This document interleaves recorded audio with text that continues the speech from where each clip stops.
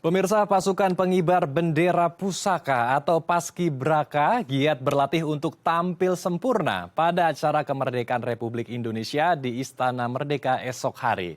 76 pelajar yang terpilih menjadi anggota Paskibraka tidak hanya dilatih secara fisik, namun juga dibina dalam menerapkan karakter Pancasila.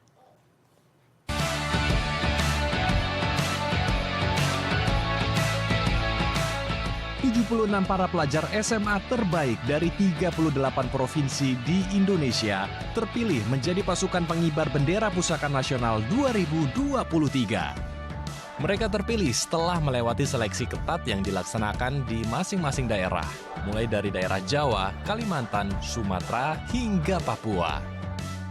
Formasi pengibaran terbagi menjadi 3 kelompok, yaitu 17 pasukan pengiring, 8 pasukan pembawa bendera inti, dan 45 pasukan pengawal. Puluhan calon pengibar bendera pusaka menjalani pemusatan pendidikan dan pelatihan di Taman Wilada 3 Cibubur, Jakarta Timur, sebelum bertugas mengibarkan bendera merah putih pada upacara HUT Kemerdekaan ke-78 Republik Indonesia di Istana Merdeka. Pemusatan pendidikan tingkat pusat ini diselenggarakan oleh Badan Pembinaan Ideologi Pancasila atau BPIP, sehingga dalam proses pelatihannya, mereka tidak hanya dilatih secara fisik, namun juga dibina dalam menerapkan karakter Pancasila kepada para pasukan pengibar bendera pusaka.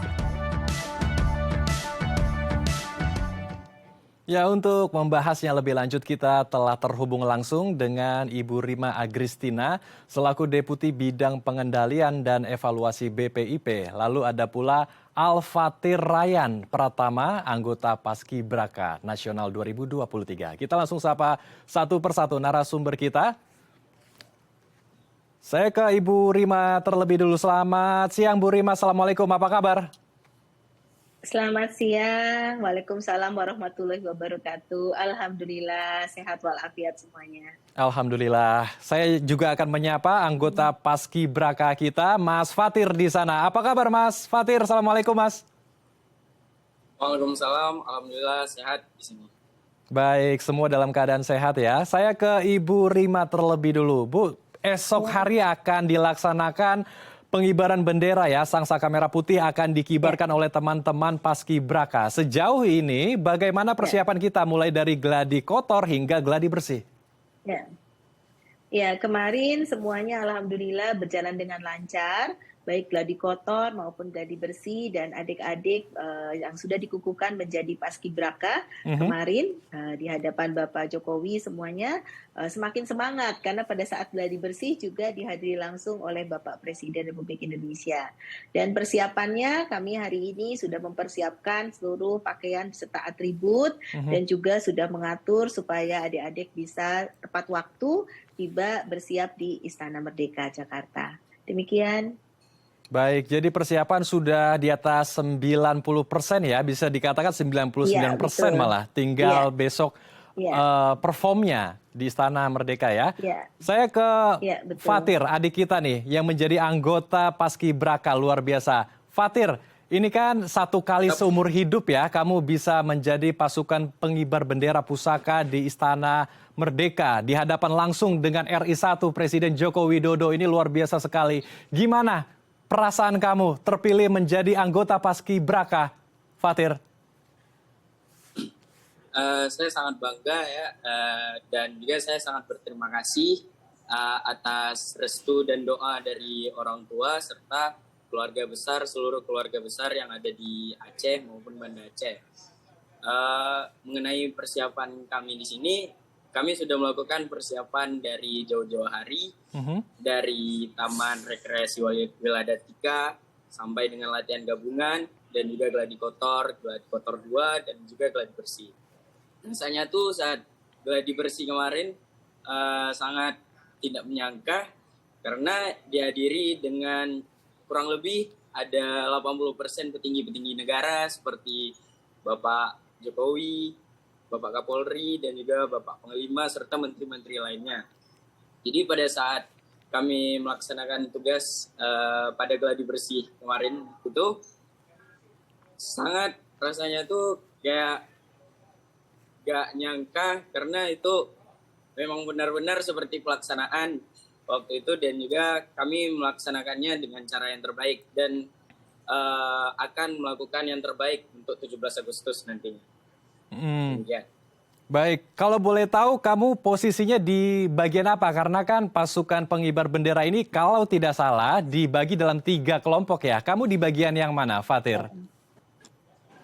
Untuk posisi saya mendapatkan posisi di pasukan 17, tapi untuk posisi lebih tepatnya itu masih belum diberitahu karena akan dibagi lagi pada saat 17 Agustus besok.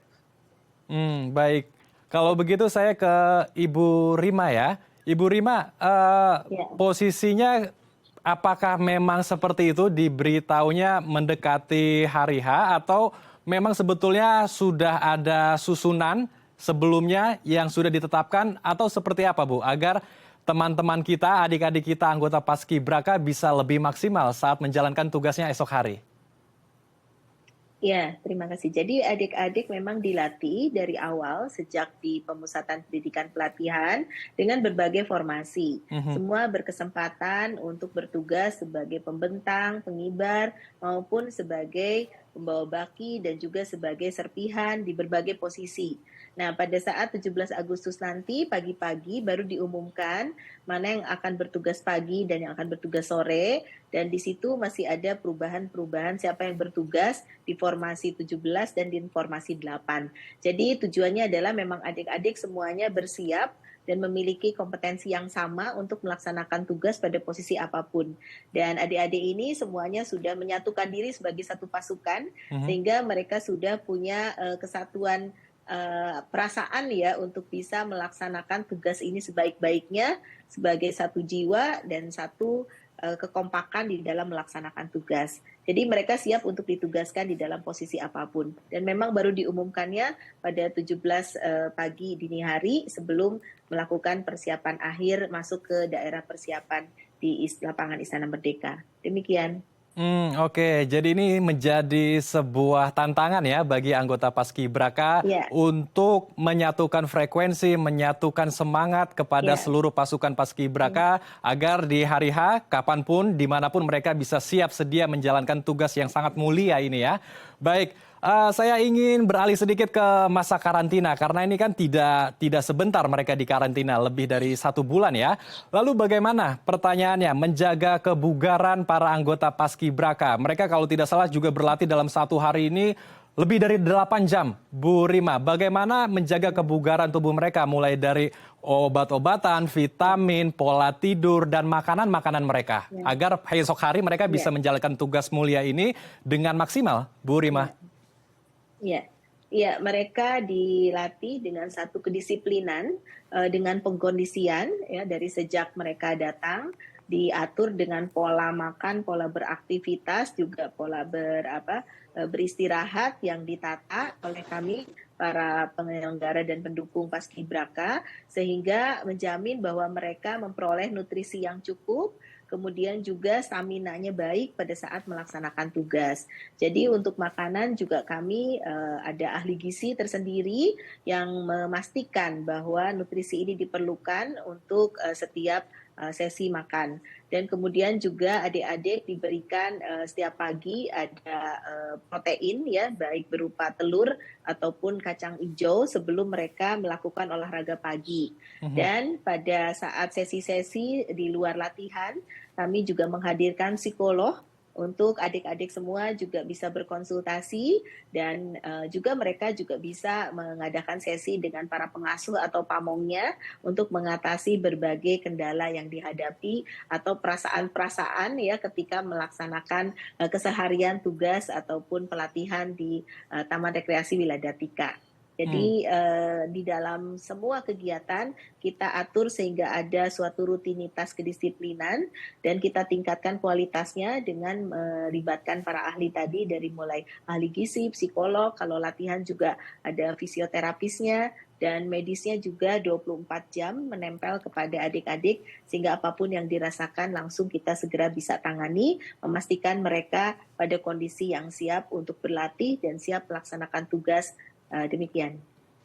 Baik, jadi luar biasa sekali ya dukungan untuk kesehatan mental karena tadi ada psikolog, psikiater juga Ya, dan ada juga ya, berbagai macam strategi dan obat-obatan, vitamin ya, semuanya ya, diberikan kepada anggota ya, paskibraka ya, kita, adik-adik kita agar mereka ya, bisa menjalankan tugas mulia dengan maksimal ya. ya, Baik, kalau begitu ya. saya kembali ke anggota paskibraka kita yang ganteng ini, Mas Fatir. Mas Fatir, selama masa karantina lebih dari 1 bulan, kamu di sana tidak diizinkan, tidak diperbolehkan untuk memegang handphone ya, tidak boleh juga menonton TV karena di sana tidak ada televisi juga. Lalu gimana nih saat kamu di tempat karantina agar kamu bisa tetap refresh pikirannya, tidak terbebani karena ini tugas yang betul-betul bebannya berat ya karena ini benar-benar langsung di depan RI 1 menaikkan sangsaka merah putih. Bagaimana agar kamu bisa tetap enjoy juga dalam melakukan tugas mulia kamu esok hari? Karena kan tidak boleh memegang handphone dan menonton televisi. Benar, pada saat karantina kami tidak diberikan semacam handphone, televisi, dan lain-lainnya. Namun di sana kami semuanya bahagia karena pada saat pagi sampai dengan sore hari kami memang berlatih setiap harinya. Namun pada saat malam hari itu kami bersenang-senang semuanya seperti bernyanyi, menari, dan bercerita seperti itu. Dan juga itu dilakukan setiap hari. Dan di sana caranya supaya bahagia gitu ya, yang pertama nggak memikirkan gitu ya, jadi kami menjalani dan juga di sana tidak terasa harinya, jadi hari berjalan cepat, jadi tidak ada rasa-rasa seperti jenuh seperti itu karena kami juga bahagia setiap malamnya kami disuguhi dengan lagu-lagu gitu, menciptakan lagu, yel-yel, dan juga menari bersama gitu. Oke, baik. Jadi di sore atau malam hari ada teman-teman ya yang bisa bermain bersama di sana, bahkan ada icebreaker kecil agar mereka bisa tetap refresh ya. Kamu di sana bersama teman-teman bisa lebih enjoy lagi di tempat karantina sehingga ya besok kita harapkan juga teman-teman paskibraka bisa lebih maksimal saat menaikkan sangsaka merah putih. Nah, pertanyaannya kira-kira dalam 1 jam selama ini kamu latihan ya, selama 1 hari maksud saya. Dalam 1 hari biasanya berapa jam kamu latihan dan sejauh ini apa saja tantangan, kesulitan, rintangan selama masa di karantina dan jauh tentunya dari keluarga dan orang tua tercinta, Fatir. Tapi ditahan Fatir karena kita akan bahas usai jeda ya. Baik pemirsa jangan kemana-mana karena kami akan kembali sesaat lagi.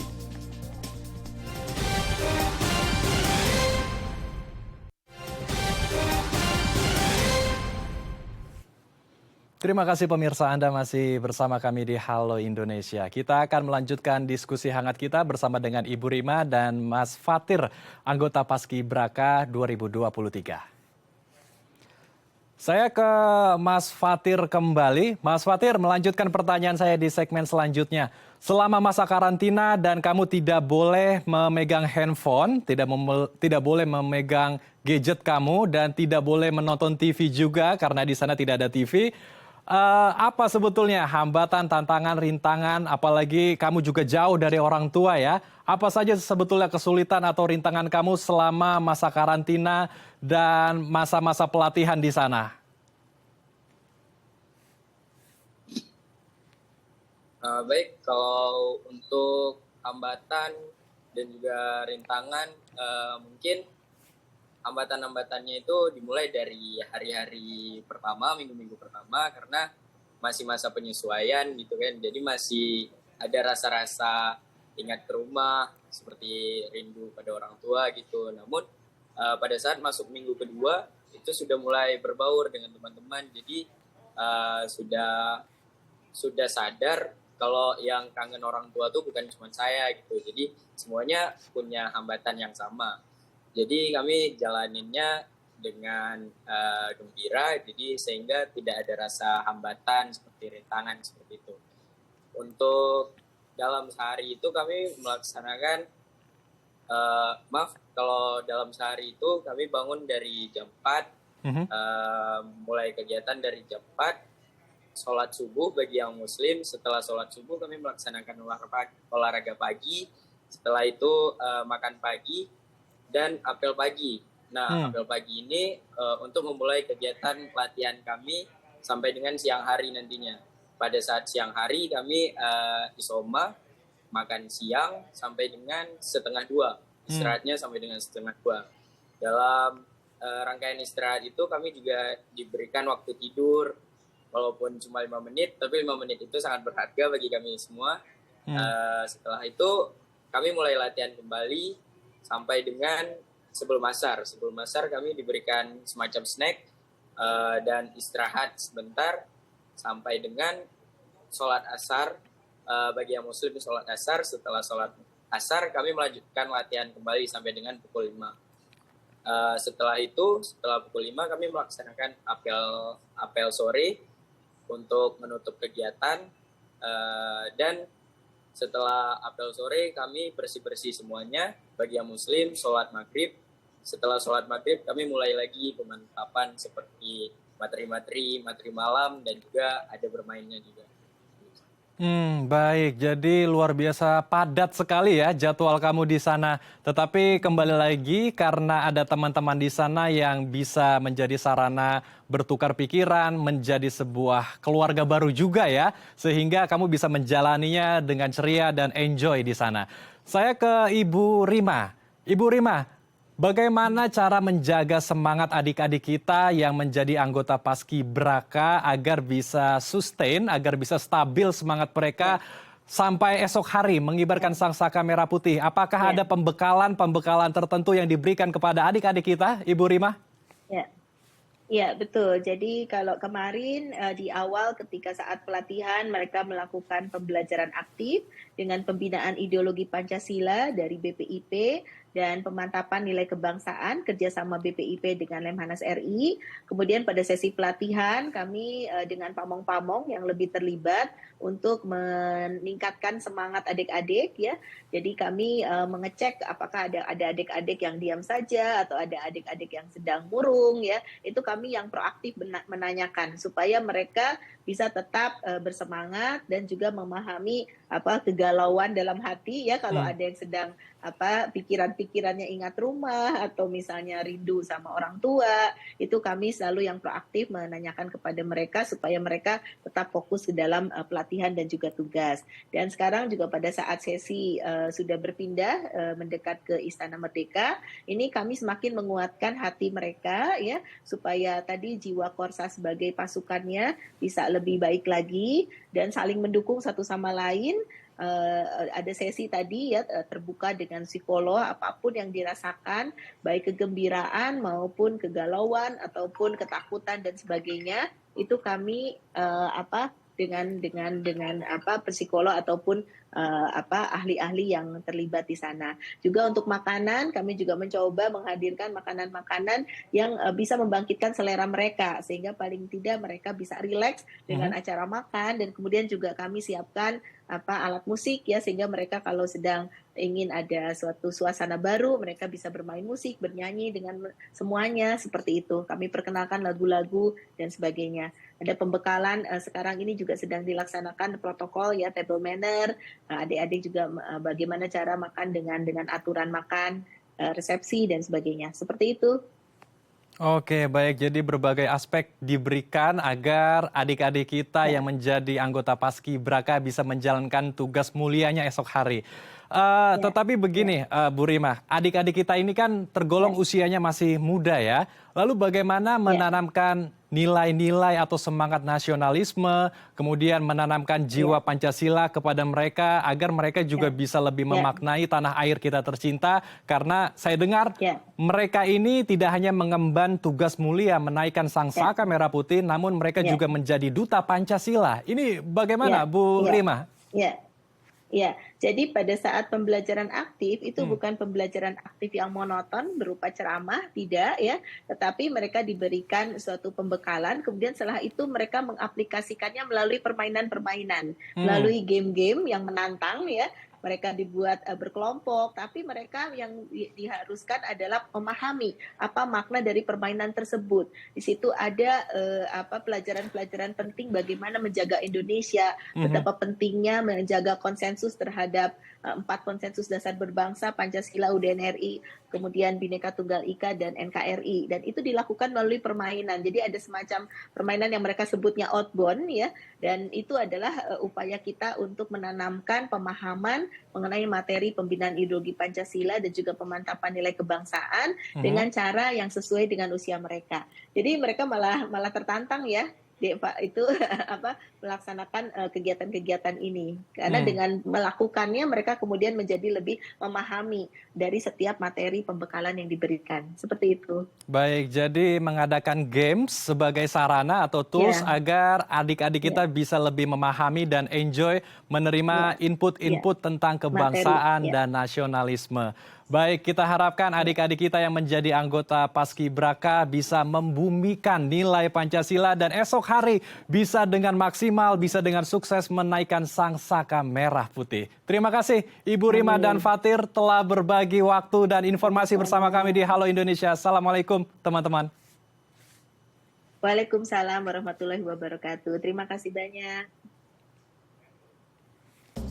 Pemirsa, Daai TV memberikan peralatan belajar untuk rumah belajar merah putih di Cilincing, Jakarta Utara. Informasinya usai jeda, tetap di Halo Indonesia.